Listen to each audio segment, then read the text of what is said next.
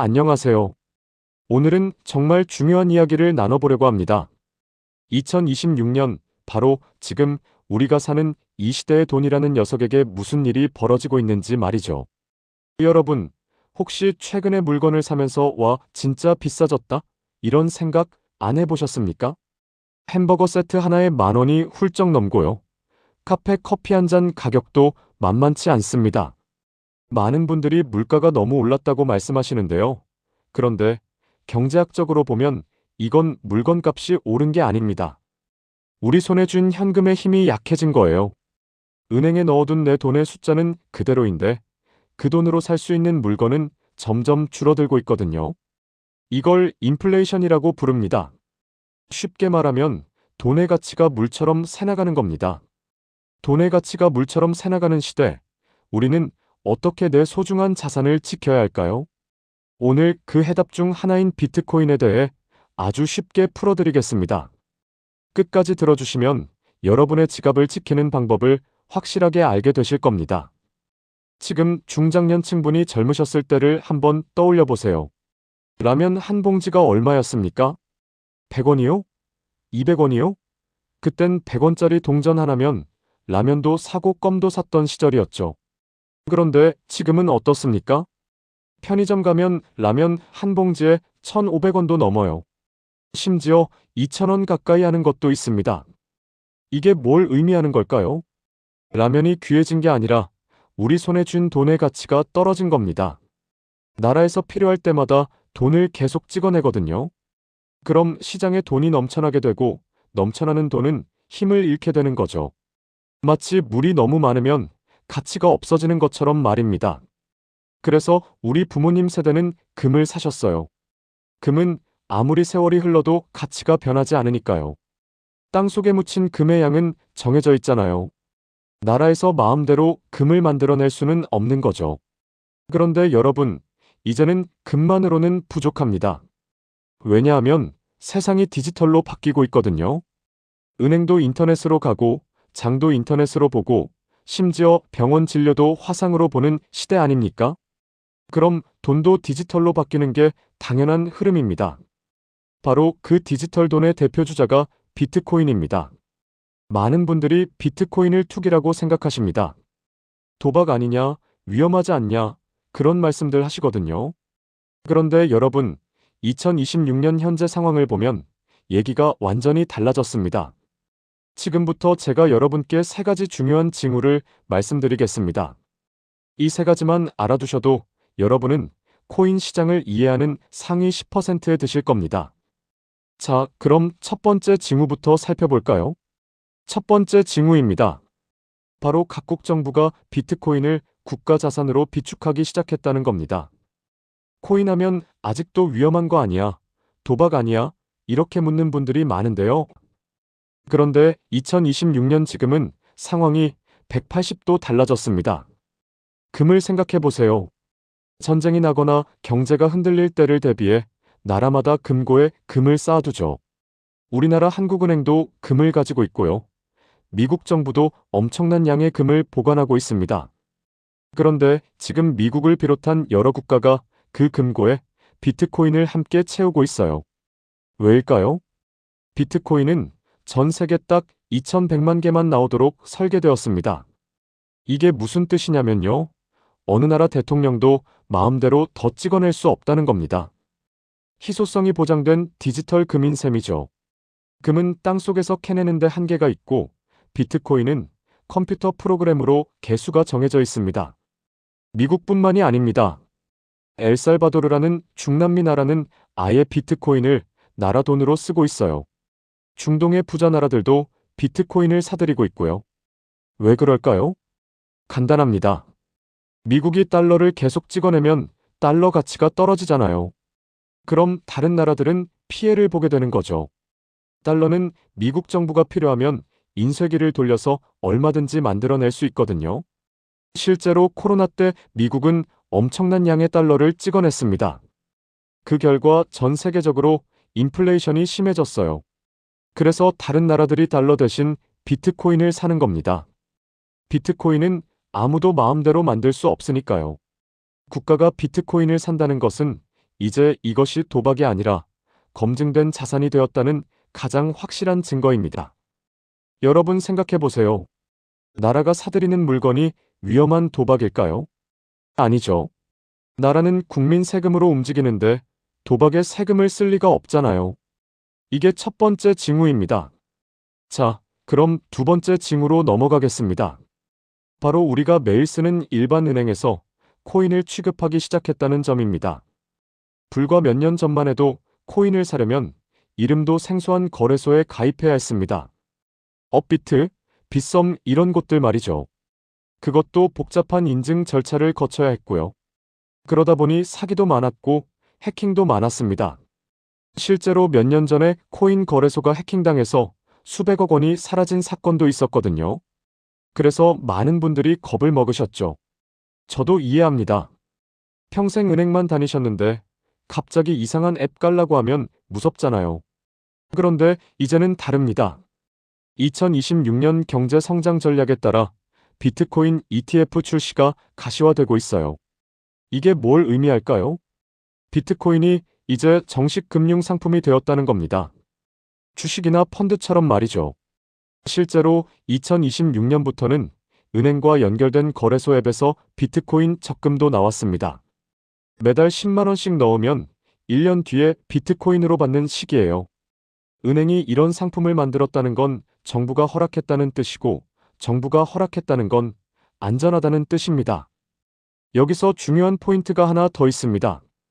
은행에서 비트코인을 취급한다는 건 이제 우리 부모님 세대도 할머니, 할아버지도 쉽게 접근할 수 있다는 뜻이거든요.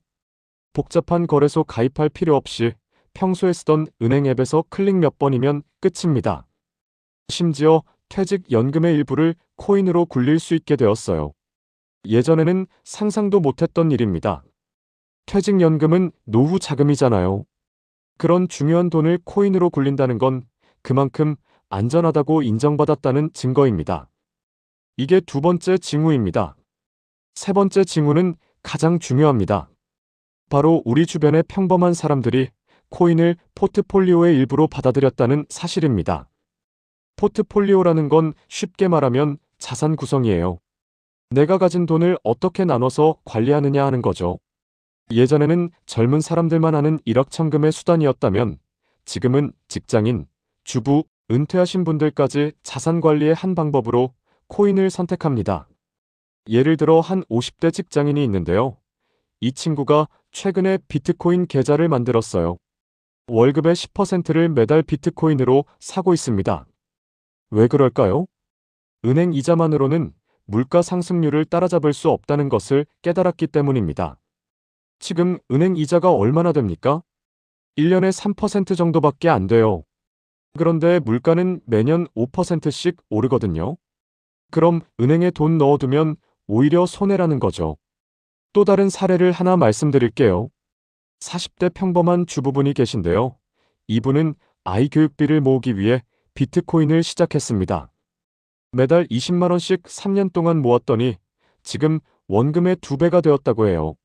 물론 운이 좋았던 경우지만 이렇게 평범한 사람들이 실제로 수익을 보고 있는 겁니다. 여러분 주변을 한번 둘러보세요. 회사 동료도 비트코인 얘기하고 동네 카페 사장님도 비트코인 얘기합니다.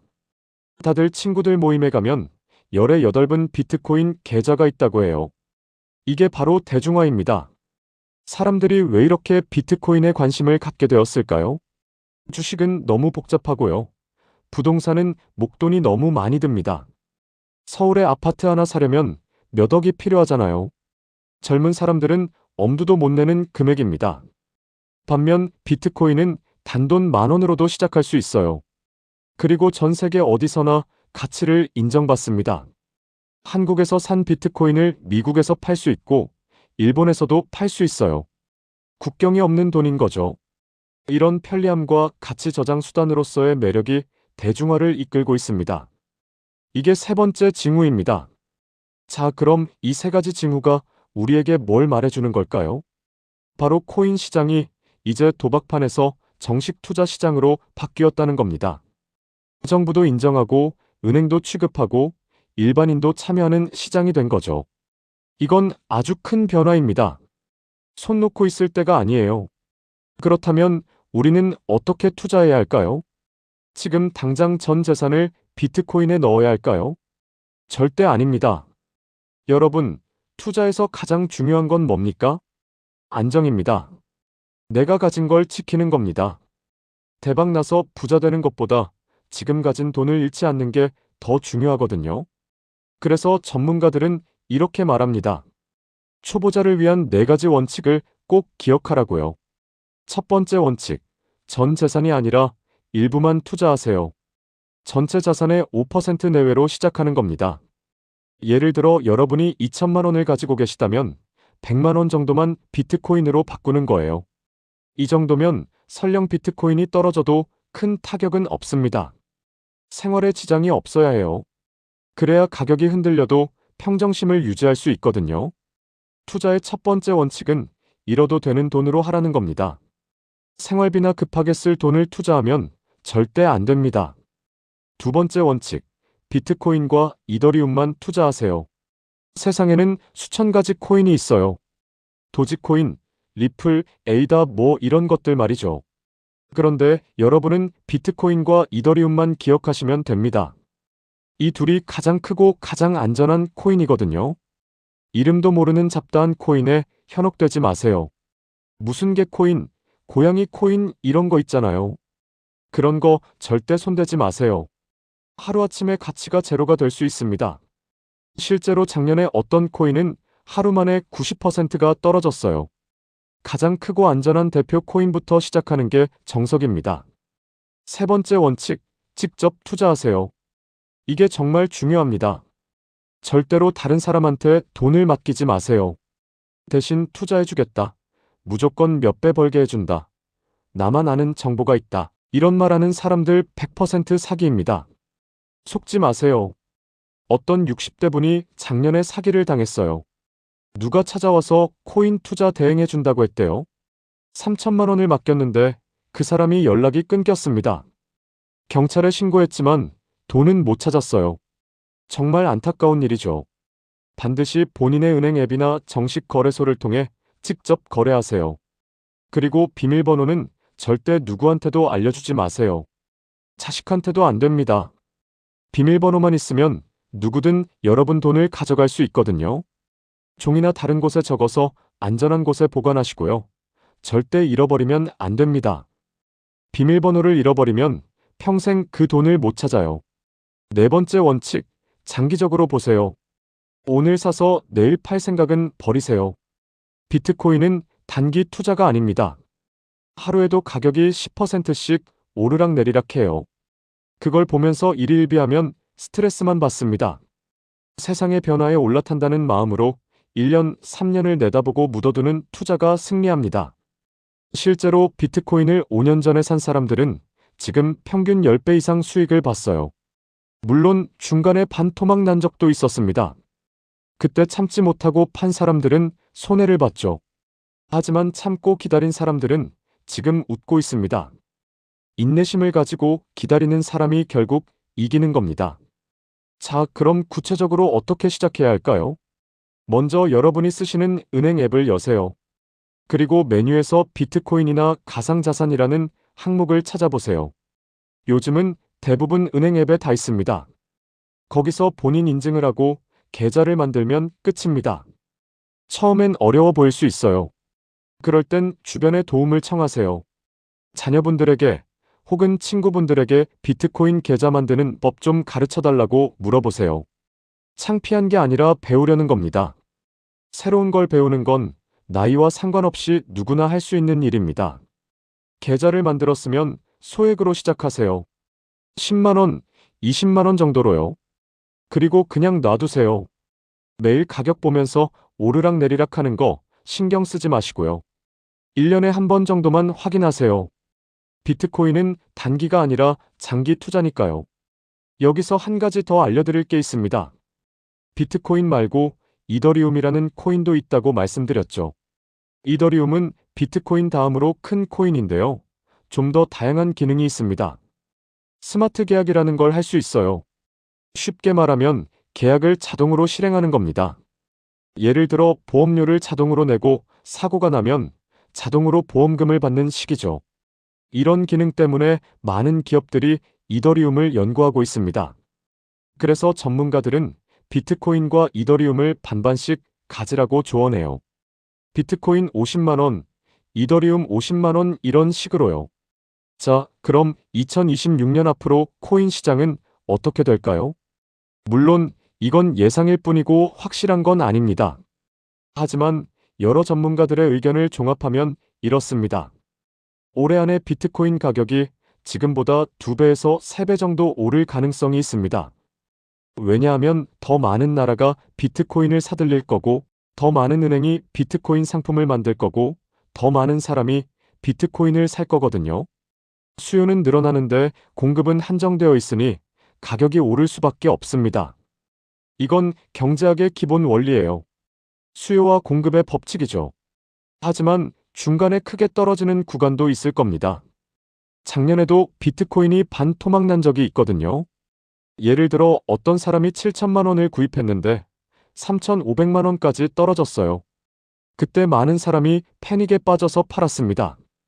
그런데 참고 기다린 사람들은 지금 다시 수익을 보고 있어요.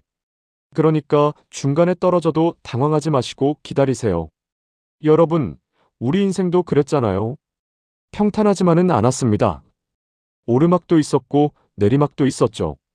그런데 포기하지 않고 견뎌냈기 때문에 지금 여기 계신 겁니다. 비트코인 투자도 똑같습니다. 마지막으로 정말 중요한 말씀을 드리겠습니다. 비트코인을 사는 것도 중요하지만 더 중요한 건 공부하는 자세입니다. 세상이 변하는데 우리만 가만히 있으면 뒤처지거든요. 나이 들었다고 새로운 걸 배우지 않으면 안 됩니다. 여러분의 뇌는 아직도 충분히 젊습니다. 새로운 걸 배우면 뇌가 활성화되고 건강에도 좋아요. 그러니까 비트코인 공부하시면서 건강도 챙기시는 거죠. 일석이조입니다. 게다가 자식들이랑 대화 거리도 생기고요. 우리는 변화가 빠른 시대에 살고 있습니다. 때로는 그 속도가 무섭게 느껴질 수도 있어요. 하지만 변화를 공부하는 사람에게 미래는 두려움이 아닌 기회로 다가옵니다. 여러분이 젊으셨을 때도 많은 변화가 있었잖아요. 전화기가 나왔고, 텔레비전이 나왔고, 컴퓨터가 나왔죠. 그때마다 적응했습니다.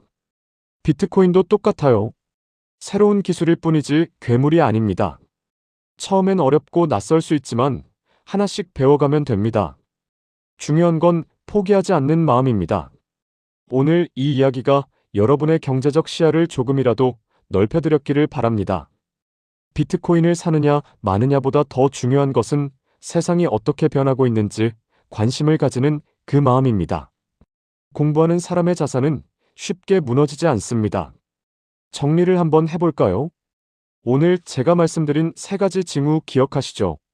정부가 비트코인을 사들이고 있다는 것, 은행에서 비트코인 통장을 만들어준다는 것, 평범한 사람들이 비트코인을 사기 시작했다는 것. 이 3가지만 기억하셔도 됩니다. 그리고 4가지 투자 원칙도 말씀드렸습니다. 전 재산이 아니라 일부만, 비트코인과 이더리움만 직접 투자하기, 장기적으로 보기. 이 4가지 원칙만 지키시면 됩니다. 어렵지 않습니다. 여러분이 평생 살아오면서 익힌 지혜만 있으면 충분히 하실 수 있어요. 지금 이 순간에도 세상은 빠르게 변하고 있습니다. 작은 것부터라도 시작해보세요. 배우는 사람이 결국 이깁니다. 여러분의 노후는 여러분이 지키는 겁니다. 변화는 위기가 아니라 기회입니다. 그 기회를 잡을 준비가 되신 분들만이 안전한 미래를 맞이할 수 있습니다. 오늘 이 영상이 여러분의 지갑을 조금이라도 더 안전하게 만드는데 도움이 되었으면 좋겠습니다. 세상이 하루가 다르게 급변하고 있습니다. 영상이 도움이 되셨다면 구독과 좋아요 부탁드립니다. 여러분 모두 건강하시고 풍요로운 미래 보내시길 진심으로 기원합니다.